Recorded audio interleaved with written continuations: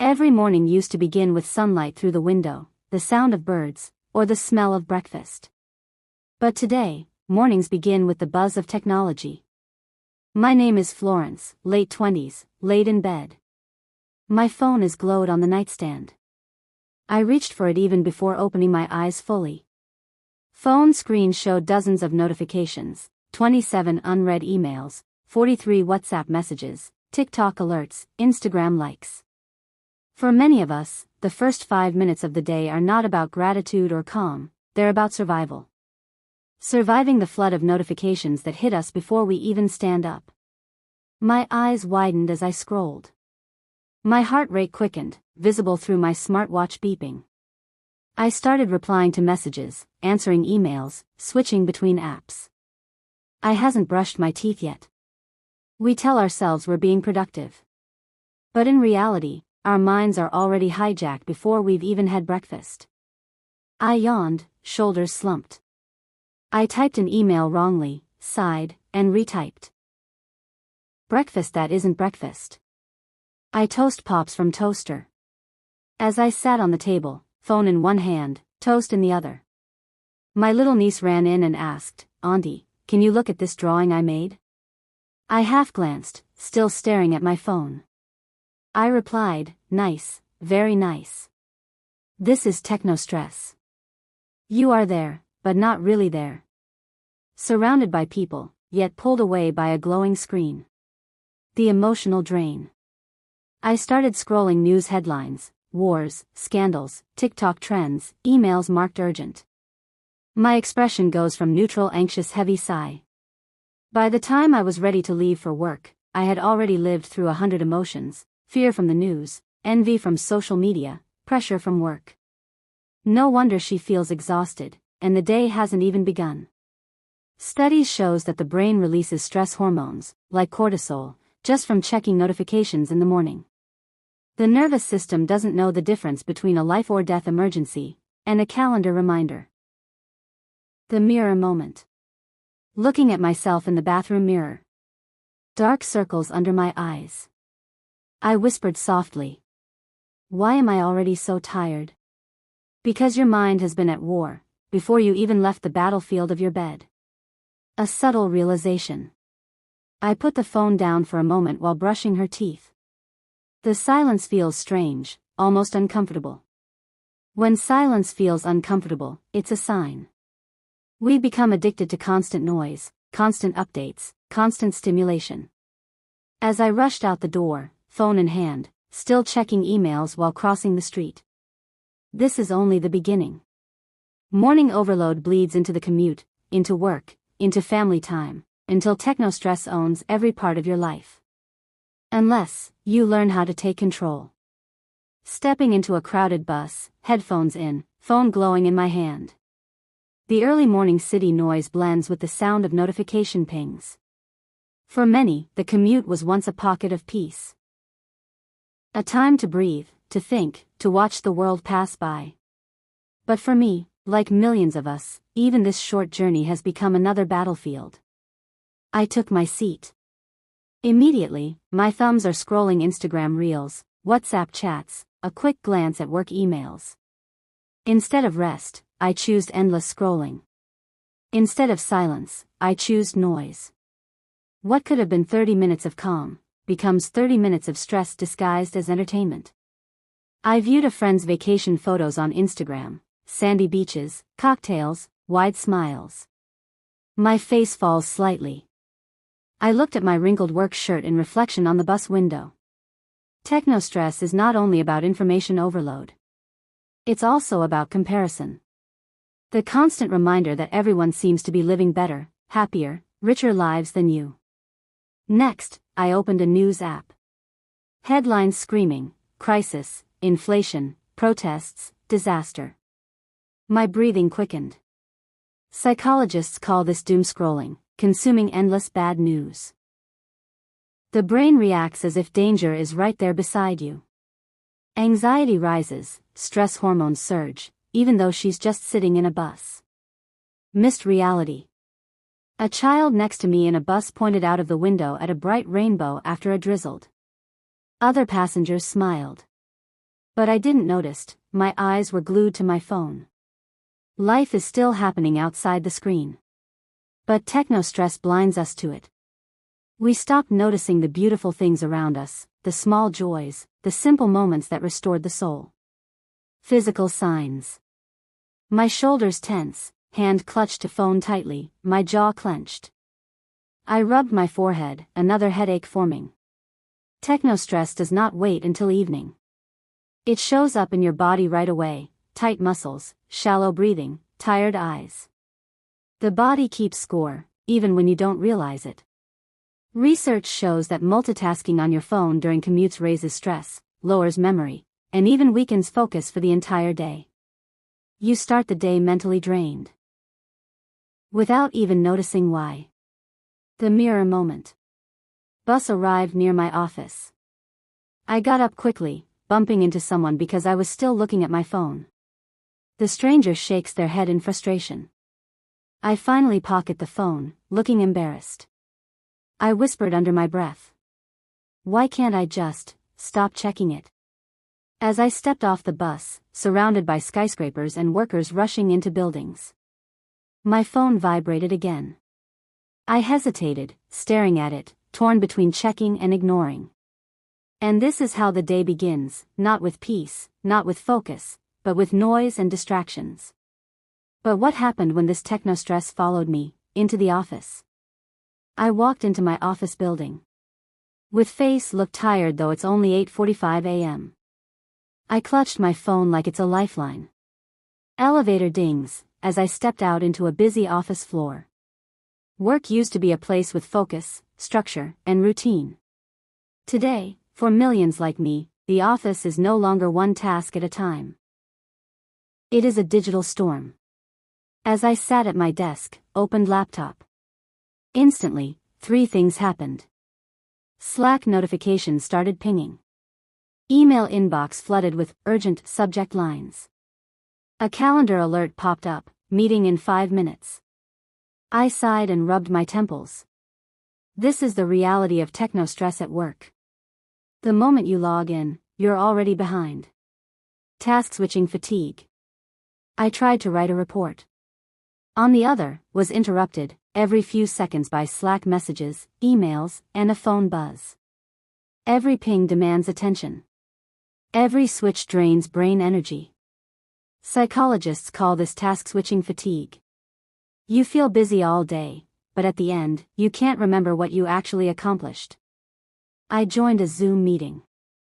Half of me screen shows the meeting, the other half, I sneaks in checking emails.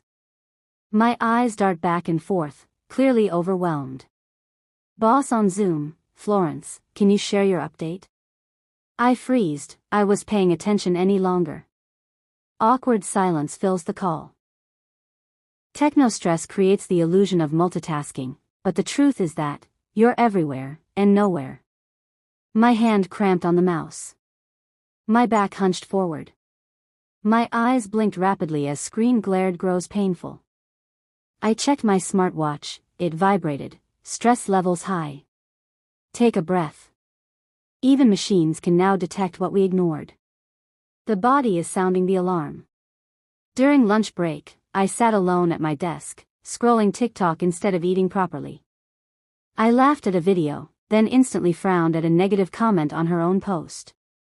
I tried to escape the stress of work by diving into another screen. But technostress follows everywhere. There is no real rest. Research shows that workers exposed to non-stop notifications report higher anxiety, lower focus, and even memory problems. It's not just distraction, it's cognitive overload. The brain simply can't keep up. The breaking moment of the day. Late afternoon. As I stared at my to-do list. Out of 12 tasks, only 2 were completed. The rest are untouched.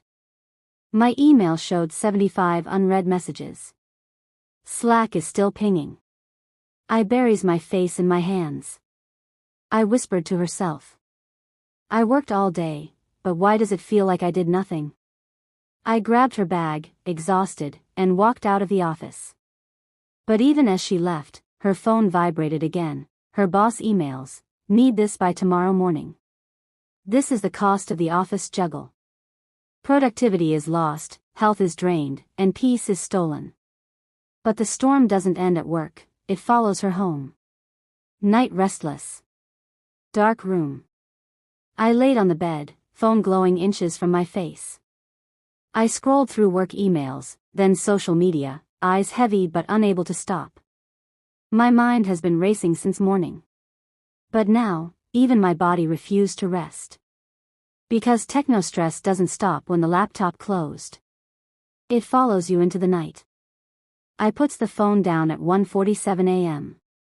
The room finally goes dark. I sighed, and closed my eyes. The morning after. Alarm buzzed. I dragged myself out of bed, face pale, dark circles under my eyes. I looked at the smartwatch, sleep score, poor.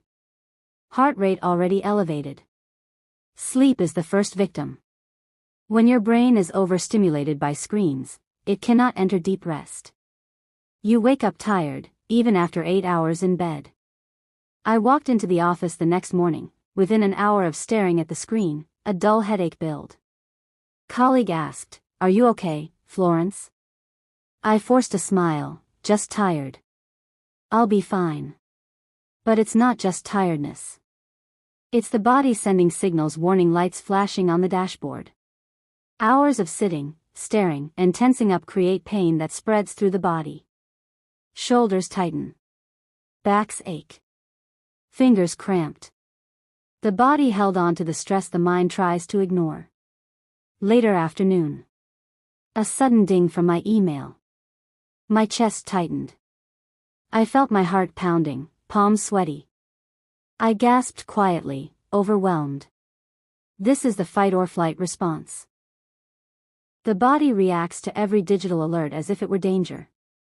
The nervous system cannot tell the difference between a predator in the wild and a vibrating phone. Cortisol, the stress hormone, surges again and again. Over time, this constant activation weakens the immune system, raises blood pressure, and drains the heart. Technostress isn't just mental, it's physical wear and tear. The mirror of exhaustion. One evening, I stood in front of my bathroom mirror. I saw my tired reflection, pale skin, drooping eyes, stress lines forming. I whispered softly. I don't even recognize myself anymore. This is what happens when the body keeps score. It remembers every notification, every rushed deadline, every sleepless night. And it writes the story of stress onto your face. The hidden cost at home. One day, my niece ran to me, excited, "Auntie, let's play." I held her chest, still feeling heart race. I forced a weak smile, "Maybe later, okay?" The child walked away, disappointed. I sat heavily on the couch, staring blankly at the phone again. When the body is consumed by stress, even moments of joy slip away. Family, laughter, love, all lost to the weight of exhaustion. Lying down, scrolling late into the night again, body restless. A soft montage showed headaches, chest tightness, sleepless nights repeating like a cycle. This is the hidden war inside. The mind may deny it. But the body always keeps score. And soon, even her escapes will turn into traps. I grabbed my phone again and opened Instagram. A soft smile forms as I scrolled through funny reels and trending dances. This is where most of us go for comfort. A scroll, a laugh, a distraction. Social media, the escape we think will soothe the mind. I watched one video. Then another. Then another. Hours vanished. The screen clock shows 10:43 p.m. But social media isn't designed to end. It's designed to pull you deeper, one swipe at a time. The hook is not rest, it's addiction. I paused on a friend's post. Vacation photos on a white sandy beach. Next, another friend's promotion announcement. Another buying a new car. My smile faded. I sighed, scrolled faster, a shadow of insecurity creeped across my face. And soon, the trap tightened. Instead of rest, I felt envy. Instead of joy, I felt lack. This is technostress in disguise, comparison that steals contentment. The toxic comments. I opened my own post. At first, I smiled at the likes. But then, one negative comment, "You look tired." My heart dropped. I read it again and again, frowning. One cruel comment outweighs 100 kind ones. The brain latches onto negativity, magnifying it. What was meant as fun now feeds self-doubt. I continued scrolling Twitter, or X, reading heated arguments, bad news, endless debates. My eyes widened, anxiety rises. I threw the phone aside, but picked it back up seconds later. This is doom scrolling. Your mind craves closure, but social media never gives it. The result? More stress. More anxiety. More sleepless nights. The missed connection. Another day, my niece peeks from the doorway. "Auntie, will you read me a story before bed?" Without looking up, muttered, "Not now, maybe tomorrow." The child walked away silently. Without me noticed, eyes too deep in my feed. And while I connected to thousands online, I disconnected from the one person right in front of me. Every like, every swipe, every comment releases dopamine, the brain's reward chemical. It feels good for a moment. But soon, the brain craves more. The cycle becomes endless and exhausting. The realization. At midnight. My eyes burn out, back aches. Finally I dropped the phone, staring at the ceiling in silence. I whispered softly. Why do I feel worse, when I was supposed to feel better? Camera pans over my phone glowing on the nightstand. Notifications keep buzzing even as my eyes finally closed. This is the social media trap. What begins as escape ends as entrapment. And soon, the breaking point arrives. The breaking point. One morning. Sitting at my desk, staring at my laptop. A red deadline today reminder flashed on the screen. I gulped my coffee nervously and started typing. Phone vibrated beside me, Slack pings. Another buzz, my boss emails, update. Then my niece sends a voice note, "Auntie, don't forget my school play tonight." My hands trembled as I tried to do everything at once. Technostress builds quietly, until one day, it crashes down all at once. I jiggled between emails, a Zoom call, and report. Accidentally sent wrong file to my manager, an unfinished draft instead of the final version. Boss replied immediately, "This is unacceptable. Fix it now." My face dropped. I felt a lump in my throat. And in the chaos of constant distraction, mistakes are inevitable. Confidence cracks. Pressure grows. Zoom meeting. Boss asked, "Florence, where are we on this project?" I stammered, eyes darting between tabs. Silence filled the virtual room. A coworker awkwardly stepped in to cover for me. I turned off my camera, mute button on. Tears rolled down my cheeks. This is the breaking point. The human brain is not built for non-stop pings, endless deadlines, and constant multitasking. Something has to give. Another day in my office, seated at my desk, typing furiously, phone buzzing. I didn't notice the time until a text from my sister appeared. I missed it. "I looked for you," as she wrote. I stared at the message, frozen. I dropped my phone onto the desk. Tears fall silently. And this is the cruelest cost of technostress.